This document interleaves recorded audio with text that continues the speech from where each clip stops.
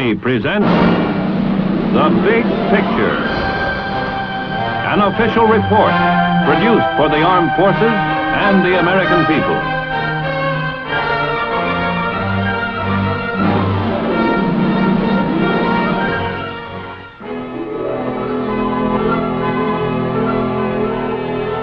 From Seoul, Korea, to the office of the Secretary of the United States Army in Washington, D.C., may be just a day's journey by air. But for these Korean war orphans, it is literally a chance in a century. It might also be the high point of the American soldier's journalistic journey since 1860, through the Civil War, the two World Wars, and the Korean War. This is the story of that journey, or the story of the Stars and Stripes.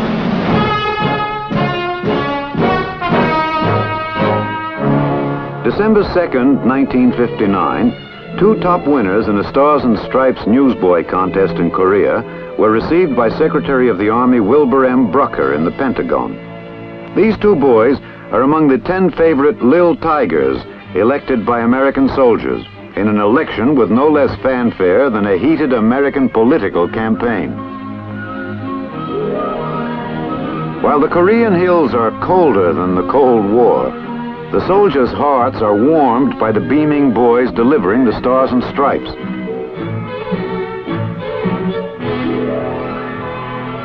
When a GI calls, "Hello, Tiger," his enthusiasm to see his paper is an echo reverberating through 100 years.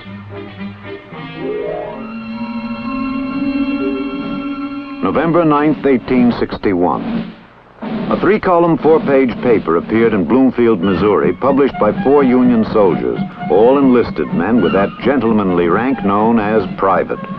Although this first issue was also the last, they hardly knew that they'd chosen an enduring name and established an equally enduring tradition, a soldier's newspaper by soldiers. During the Civil War, 3 other editions of the Stars and Stripes appeared, short-lived and unrelated, but they were all written and edited by the men themselves.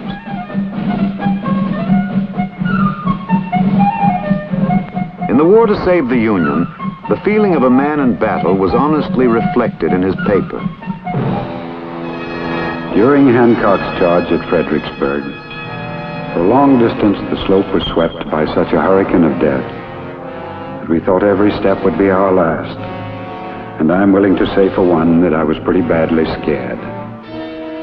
Whatever may be said about getting used to it, old soldiers secretly dread a battle equally with new ones. But the most difficult thing to stand up under is the suspense while waiting, as we waited in Fredericksburg, drawn up in a line of battle on the edge of the field, watching the columns file past us and disappear in a cloud of smoke.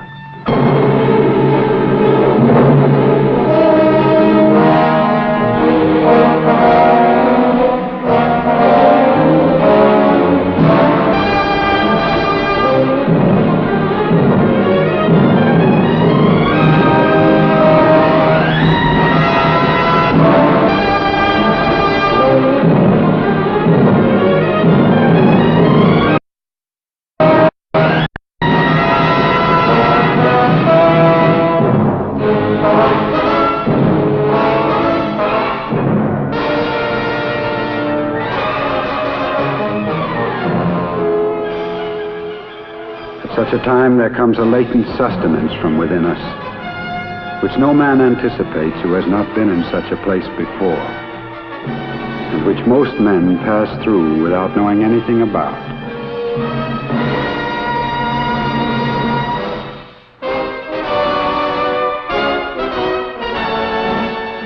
World War I came half a century later. This time America was fighting a foreign war, physically and psychologically unprepared.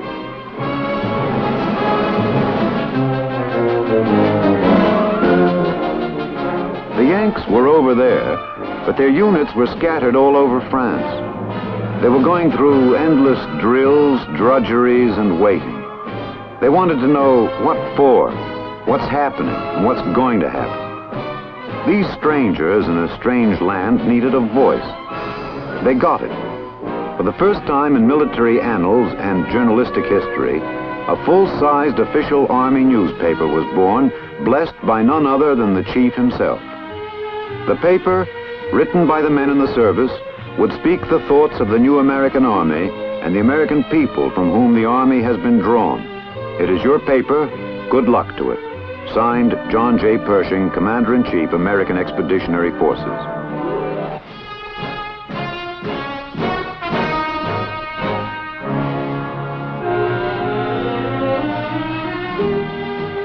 The birth of this extraordinary newspaper is a story in itself.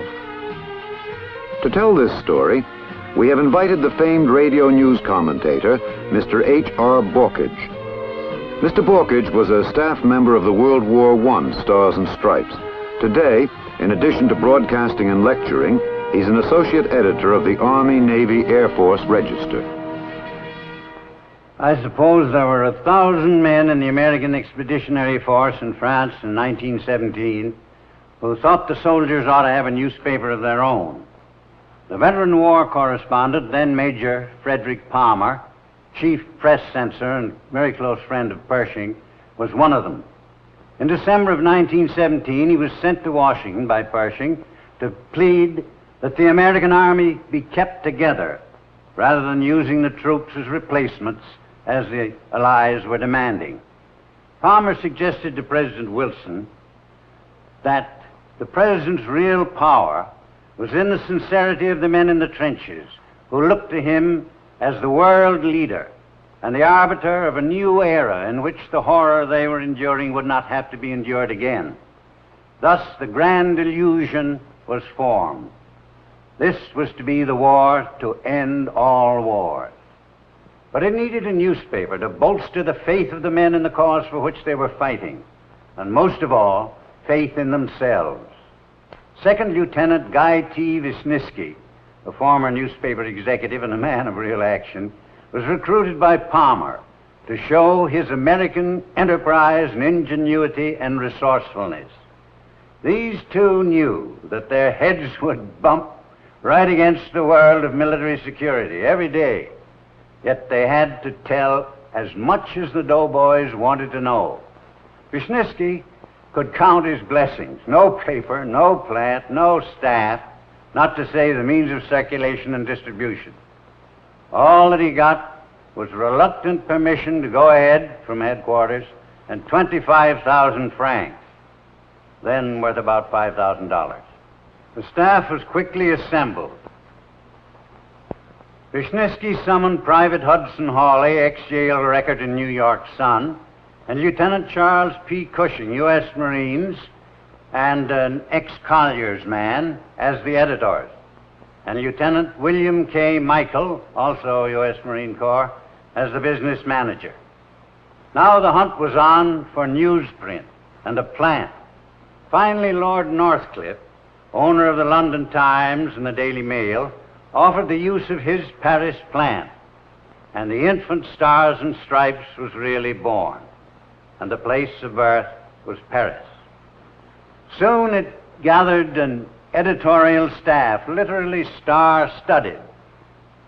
There was Harold Ross, private, later founder and editor of the New Yorker magazine.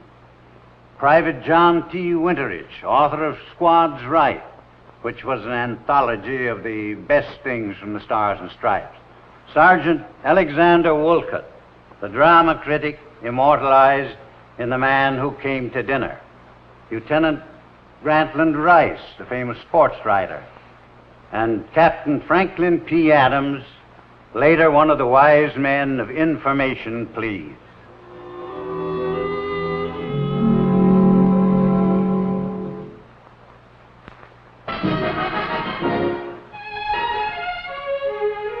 This group of men carried out the paper's mission, to express the uncommissioned viewpoint. This was illustrated by Private Abian A. Waldron, the most popular cartoonist of the AEF. Someone said, war is about 9/10 work and 1/10 fighting. That 1/10 came none too soon for the impatient Stars and Stripes reporters such as Charles Cushing. He wrote the first story about a frontline trench. telling how he attended 2 Washington's birthday parties the same evening.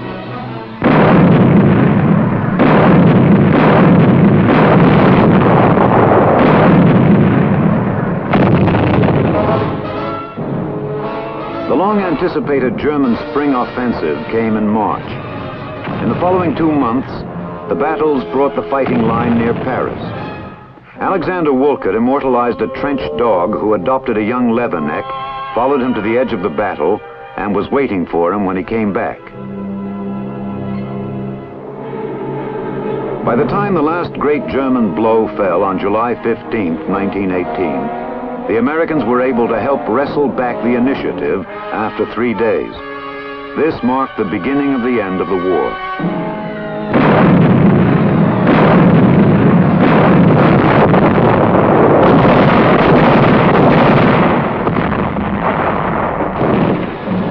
By August 6th, 250,000 doughboys had done such a good job that the Paris-based Stars and Stripes men could no longer cover the front with a short ride.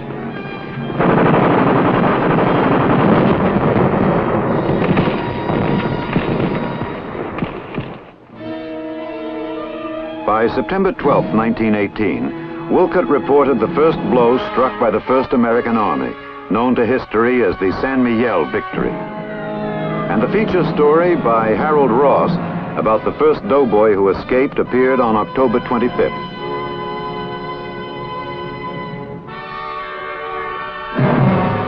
Until the armistice, the final American offensive found the doughboys slogging through the sodden stretches between the Meuse River and the Argonne Forest. On November 8, 1918, the Stars and Stripes printed its longest editorial, The Post of Honor, summarizing the significance of the Meuse-Argonne campaign, which was slow, unspectacular, and received scant notice at that time. The words are eloquent, untarnished by time. Fighting over a most difficult terrain, opposed by so great a proportion of the German army, the very flower of it, every foot of France that our doughboys reclaimed between the Meuse and the Argonne up to November 1st became ours only after fighting the intensity of which has not been surpassed during the entire 4 years of the war. Not only in intensity, but in sustained effort and number of men engaged, the battle we are waging is the greatest in the 142 years and more of American history. We have good reason to be proud of the fact that the Allied High Command selected American troops for the post of honor in the present grand offensive of the Western Front.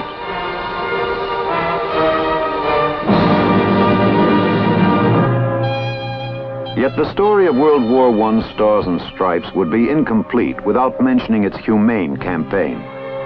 It was a different kind of call to arms. Take as your mascot a French war orphan. While Private Leroy Baldridge editorialized with his pictures, the paper announced that besides doing a lot of things such as fighting, the AEF found time and francs to adopt 3,444 French orphans of the war. All totaled, some 600,000 doughboys had contributed.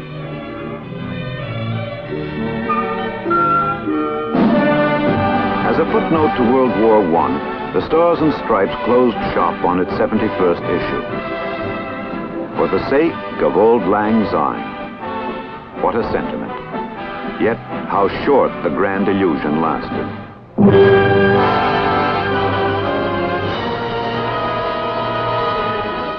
24 years later, the Yanks had to cross the Atlantic again to finish the unfinished business of World War I. The 14 points of Wilson had become the 4 freedoms of Roosevelt, and the doughboys were now called G.I. Joe. April 18th, 1942, the Stars and Stripes reappeared as an 8-page weekly. It had a great tradition. General Marshall quoted General Pershing, stating that no official control was ever exercised over the matter which went into the Stars and Stripes. It always was entirely for and by the soldier. This policy, Marshall declared, is to govern the conduct of the new publication. A soldier's newspaper in these grave times is more than a morale venture. It is a symbol of the things we are fighting to preserve and spread in this threatened world. It represents the free thought and free expression of a free people.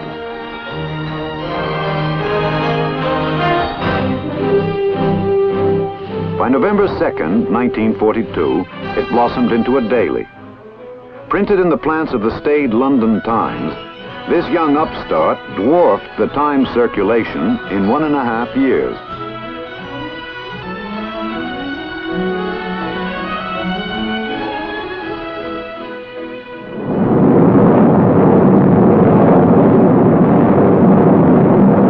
During the period of air war, this paper for the fighting men naturally concentrated on combat stories of the Allied Air Forces.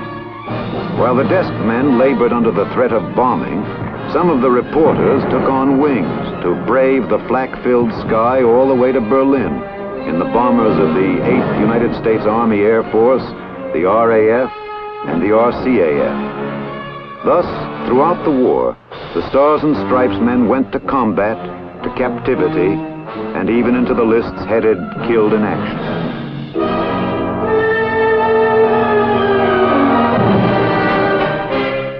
To get today's paper into Joe's hands today, the Stars and Stripes published its many editions as close to the front lines as possible.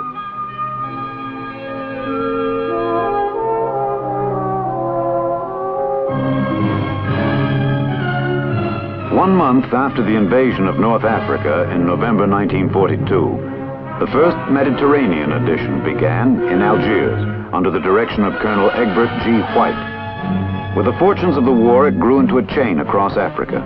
From the spring of 1943, the Stars and Stripes popped up in Cairo, Oran, and Casablanca.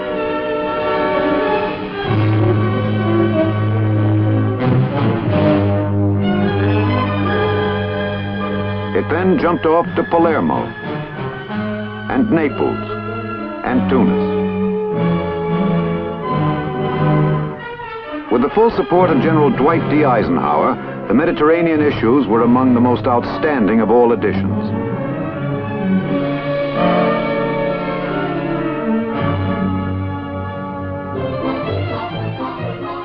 Bill Malden's Willie and Joe expressed the foot soldiers' view of the war, and his cartoons wrought laughter out of bitter truth. I can't get no lower, Willie. Me buttons is in the way.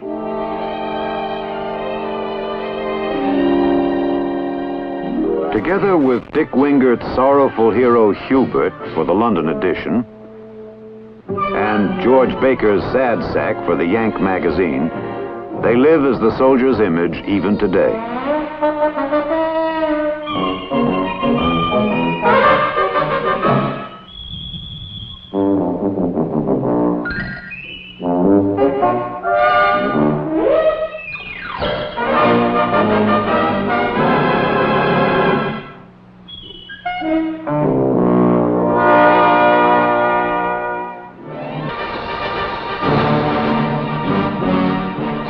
The enterprising Stripes men probably outdid themselves in Rome. 5 staffers dashed to the plant of Il Messaggero on the day of liberation and produced a paper that afternoon headlined, "We're in Rome."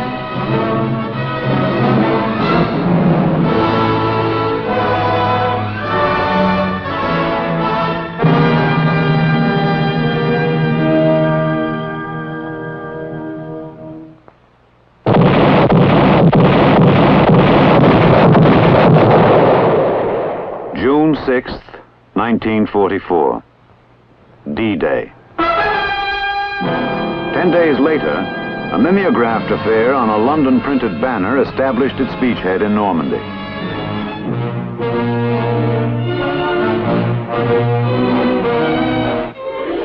On the glorious day of July 4th, without a roof over their heads, the editors of the Continental edition crowed, "The Stars and Stripes, first conceived in Paris during World War I, is with this edition reborn in France."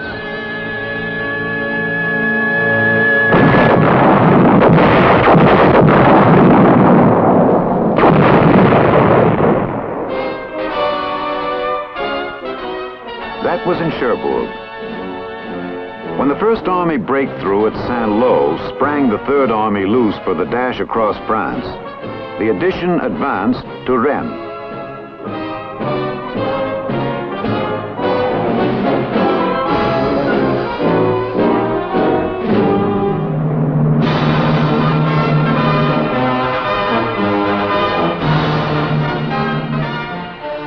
On August 26, 1944, a skeleton stripes staff rushed into Paris with the liberating American troops to occupy the New York Herald Tribune's Paris building.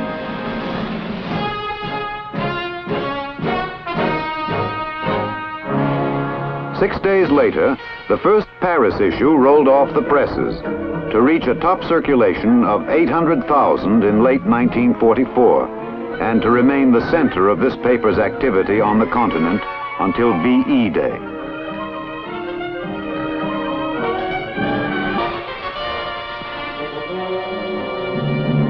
In the meantime, American forces invaded southern France. The Stars and Stripes appeared in Grenoble, Besançon, Nice, and Marseille. Yet it is the Strasbourg story which perhaps was the most celebrated of all. In early January 1945, American and French forces evacuated this city on the Rhine under threat of a German advance. Two staffers, Ed Clark and Vic Dallaire, remained, published a daily edition in English, French, and German, and virtually held the city for 4 days, averting a panicky exodus of the population.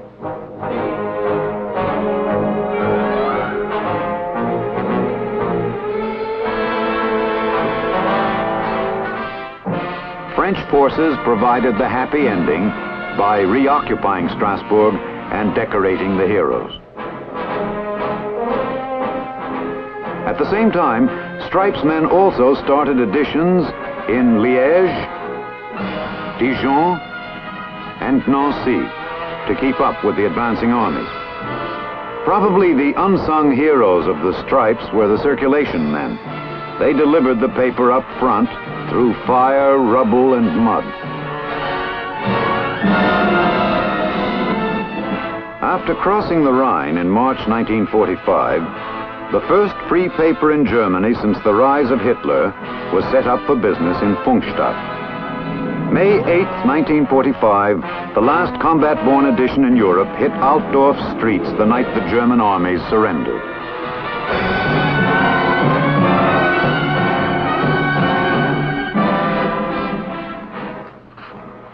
To sum up, we will hear from Mr. Herbert MITZGANG of the New York Times. He was a correspondent and managing editor of several editions of the Mediterranean Stars and Stripes during World War II. While the World War I paper recalls sentiment and idealism, the World War II edition spelled professionalism. Some editions came out every day. Under the same masthead, 30 editions were published in various cities overseas, in Europe and Africa, and later the Pacific Islands and Asia, with a combined circulation of millions. From the battlefronts, soldier correspondents relayed news features, photographs, and drawings. These were supplemented by news, including color comics, from the States. Although the World War II papers were professional, there was a basic desire for smallness.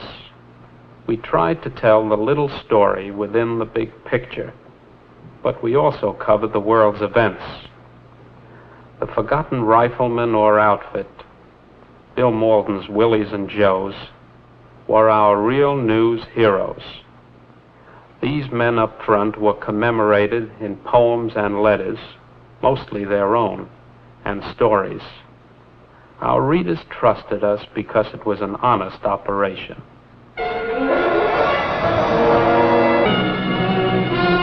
But victory was not yet total. No one had forgotten that the war in the Pacific began in December 1941. But the Pacific Stars and Stripes was launched 1 week after VE Day.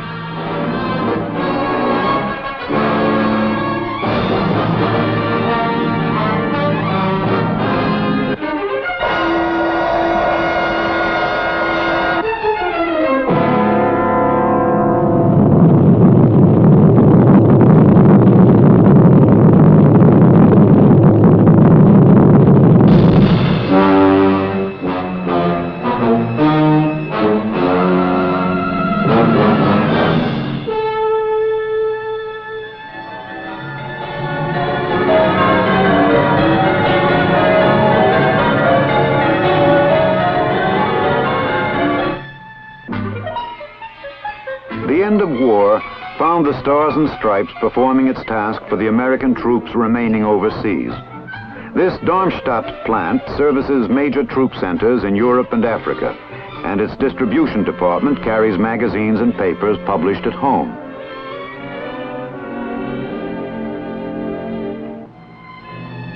Soldiers looking homeward probably never dreamed that another major conflict could come so soon, least of all in the mountains and mud of Korea.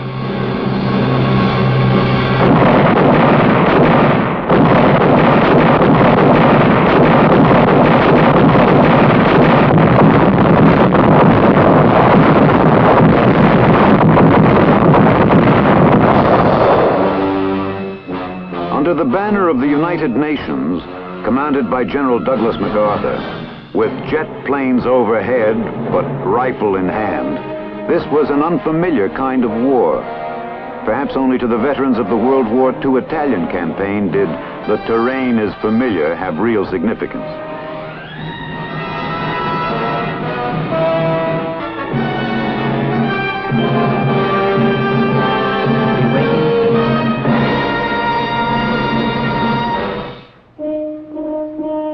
The shooting stopped, but soldiers remained. For them, scattered over 5 million square miles of the Orient, this Tokyo Stars and Stripes plant is the headquarters for several Pacific editions. To readers at isolated outposts, on the high seas, at island airstrips, or in the hills of Korea, this is their hometown paper away from home. From war to war, the one thing which is universal, familiar, unchangeable, is the American soldier, who is not out to conquer the world, but always longing for home. Wherever a single GI is still away from his soil, his paper is there with him, bridging the gap between the temporary state of war, cold or hot, and the cherished tradition of peace.